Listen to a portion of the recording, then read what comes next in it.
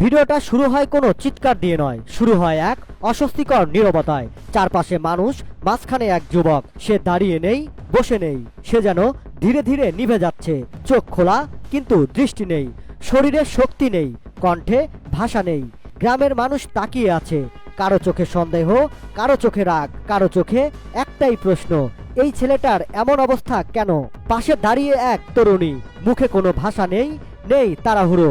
বারবার বলা হচ্ছে, তুমি কে? এই ছেলেকে চেনো? উত্তর আসে ঠান্ডা গলায়, আমি চিনি না, আমি ওর সঙ্গে আসিনি। সত্যি কথা কও, ভালো হইব। সত্যি কথা কও, সত্যি কথা কও। তুই যত তাড়াতাড়ি সত্যি কবি লাইভে থেকে তুই তাড়াতাড়ি বেরোবি। কিন্তু সমস্যা এক জায়গায়, ভিডিওতে সেই সবচেয়ে শান্ত আর যুবকটি সবচেয়ে অসহায়। জনতার প্রশ্ন বাড়ে, আরেক যুবককে সামনে আনা হয়, তার কথার মধ্যে কোনো মিল নেই। কখনো বলে জানে না, কখনো বলে ঘটনাচক্র।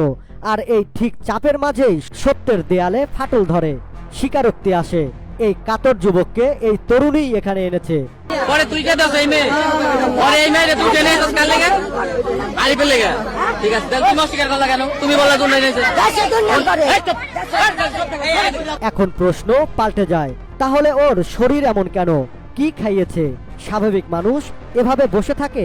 তল্লাশিতে যা পাওয়া যায় তা পুরো দৃশ্যকে আরো অন্ধকার করে তোলে। নিষিদ্ধ দ্রব্য। এখন আর এটা শুধু যুবকের অসুস্থতা নয়, এটা হয়ে দাঁড়ায় সম্ভাব্য অপরাধের ইঙ্গিত। এরপর সামনে আসে আরো এক বাস্তবতা, সোশ্যাল মিডিয়ার তথ্য। সেখানে নিষ্পাপ চেহারার আড়ালে ভিন্ন এক জগতের উপস্থিতি।